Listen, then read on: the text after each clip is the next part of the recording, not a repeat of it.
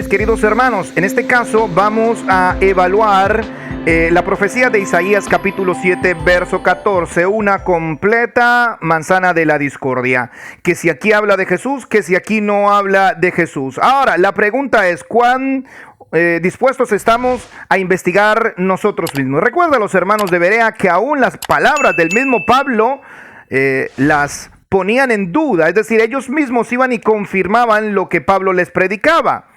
Entonces, ¿qué es lo que ocurre con la teología moderna, mis amados hermanos? Que la teología moderna, la tradición moderna de teología, exégesis, interpretación, te evitan a ti la molestia de pensar.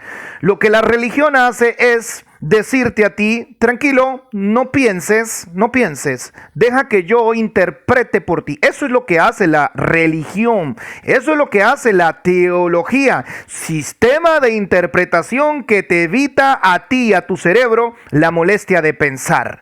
Pero el gran peligro para ellos es cuando tú empiezas a pensar, cuando tú decides pensar, investigar, entonces es cuando te van a decir, tú eres un rebelde, te estás desviando, te estás judaizando. Entonces, hermanos amados, tenemos que dejar la pereza y nosotros mismos escudriñar, indagar, investigar. Tenemos una evidencia en nuestras manos, la misma escritura. Así que si en Isaías 7:14 habla de Jesús o no habla de Jesús, es algo que yo te invito a que investiguemos juntos en este video, que espero que sea corto, porque lamentablemente lo que hace la religión, la teología, es cortar un retacito, más que nada las religiones, cortar un fragmento de una profecía, implantarlo en otro lugar para favorecer sus dogmas. Sí, pastor, pero es que yo veo en Mateo que ahí aparece la referencia de Isaías, por tanto ese niño nacerá y se llamará Emanuel, en Mateo capítulo 1. Recuerda que los copistas, hermanos, eran seres humanos y ellos tomaron en sus manos copias de copias de copias de copias de copias para cuando ellos escribieron.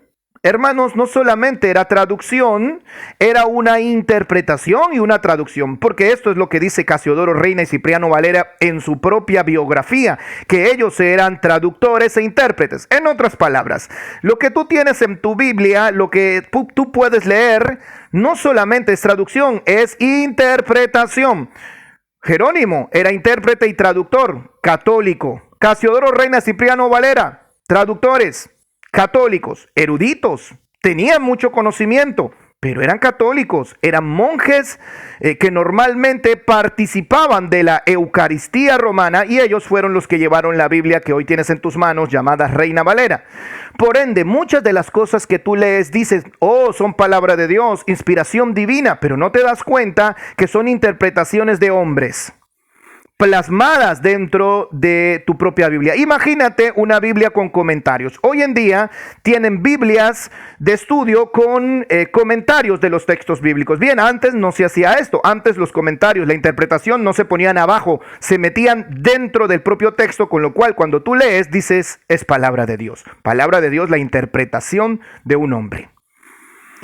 Vamos nosotros a hacer el esfuerzo, vamos a hacer nosotros el deber que Dios nos ha encomendado a través de la Escritura. Y examinemos Isaías 7:14 dentro de su contexto inmediato, que es un contexto inmediato, lo que lo envuelve desde el principio y el capítulo siguiente. Y lleguemos a la conclusión nosotros mismos. Tal vez nos duela, tal vez nos dé rabia, pero eso ya depende de la madurez de cada uno, cómo se lo tome o cómo no se lo tome. Tal vez hasta este punto ya me estarás diciendo, bueno, este hijo del diablo. Ay, hermanos, vuelvo y te repito, lo que ha hecho la tradición cristiana es evitarte a ti el pensar. No pienses, ya te lo dan todo masticado el domingo dentro de tu culto. Tú solamente tienes que gritar, amén. Isaías 7:14. El Señor os dará señal. He aquí la joven concebirá y dará a luz un niño y se llamará su nombre Emanuel. Tenemos que evaluar lo que precede al texto para conocer el trasfondo, para conocer la historia, para conocer los personajes protagónicos, antagónicos, lo que envuelve el marco del texto, porque si seguimos practicando la teología de la pinza, Hermanos queridos, vamos a llegar a viejos sin saber leer la escritura. Bueno, yo ya estoy un poco viejo. Pero lo que les quiero decir es que hay que leer la escritura y hacer el esfuerzo de tomar el contexto, lo que siempre se suele decir, pero nunca se hace. Isaías 7:1 nos dice lo siguiente. Aconteció que en los días del rey Acaz, hijo de Jotán, hijo de Usías, rey de Judá, que Retzín, rey de Aram, y Peca, rey de Israel, subieron contra Jerusalén para combatirla, pero no pudieron tomarla. Ya tenemos una historia. Dos ejércitos enemigos de Judá quieren destruir Judá, atacar al rey Acaz. Vamos al verso 2.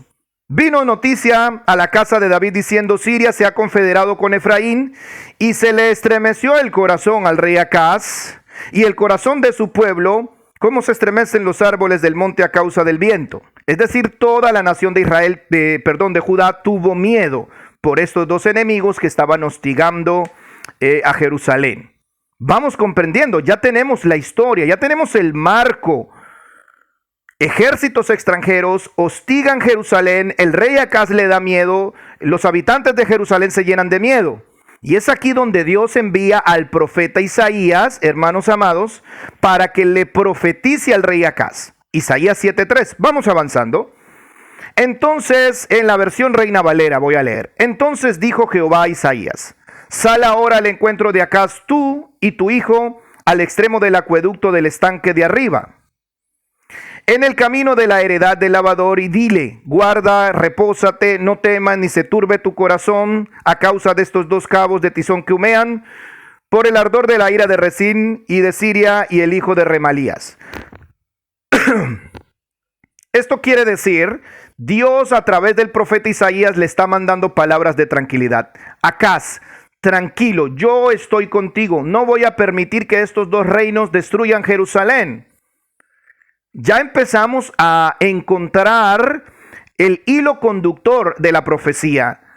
Dios le está diciendo a Acaz, por medio del profeta Isaías: quédate tranquilo. Pero el rey Acaz era incrédulo. Así que Dios le dice a Acaz: pídeme una señal. Vamos al siguiente texto. Avancemos. Isaías 7:10. Habló también Jehová a Acaz. ¿A quién? A Acaz. Ojo con esto, es bien importante. Habló Jehová, versión Reina Valera.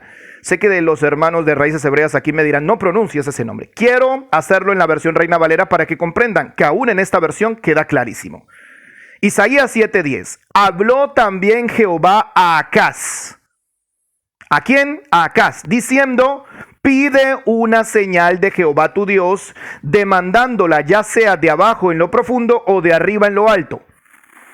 Dios le dice a Acaz: pídeme una señal. Ojo, porque aquí aparece la palabra señal. Es una señal para el rey Acaz. Dios le dice: pídeme una señal.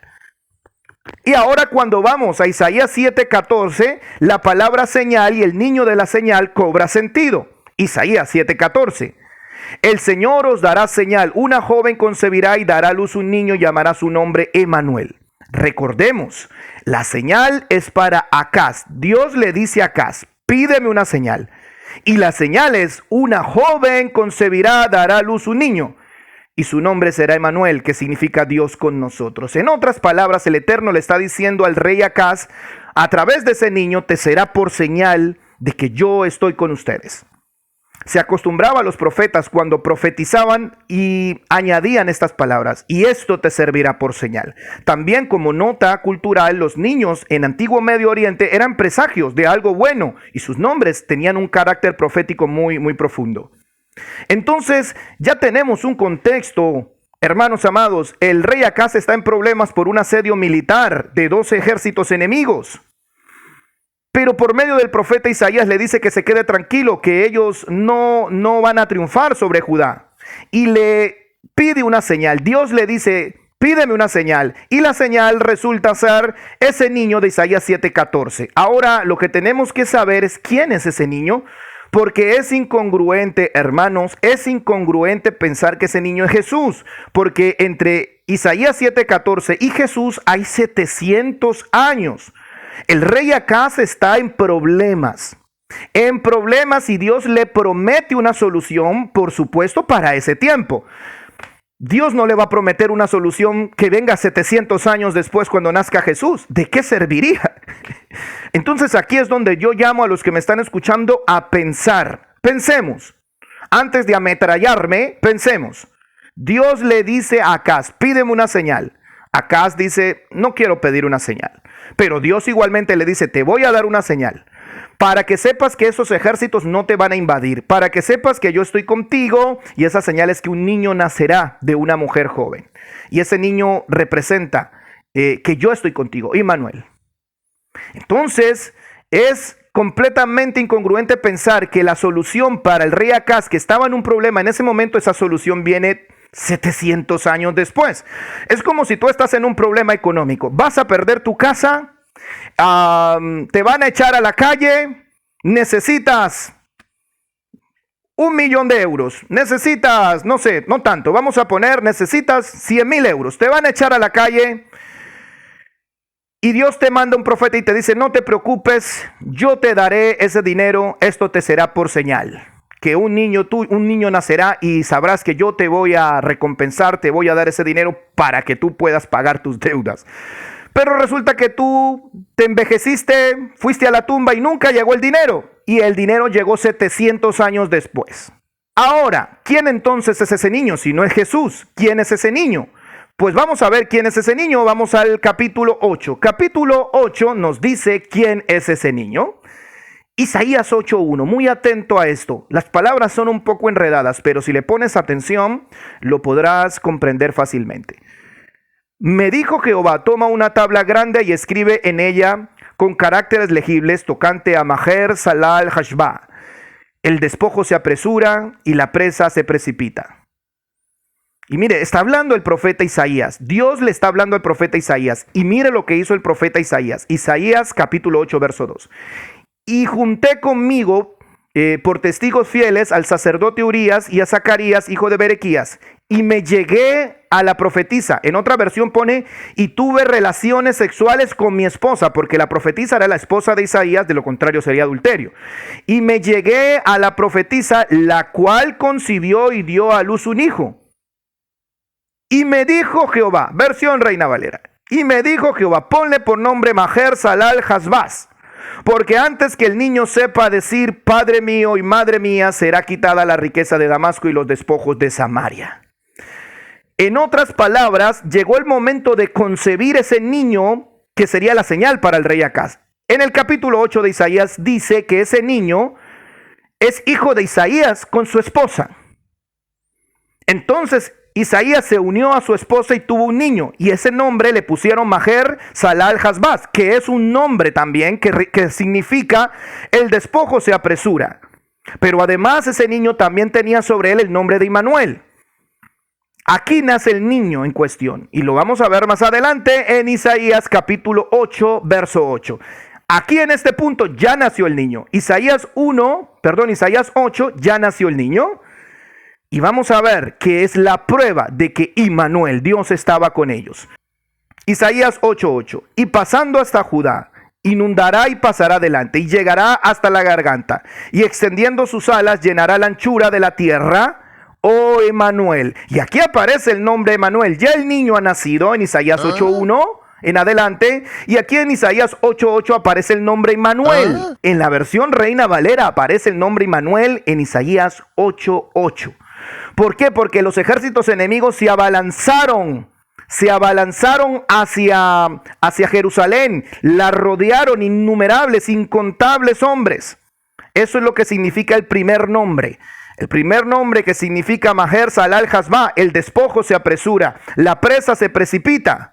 Pero Immanuel, el segundo nombre, Dios está con nosotros. Isaías 8:8 dice que ahí está el nombre Immanuel, que se refiere al hijo de Isaías con su esposa.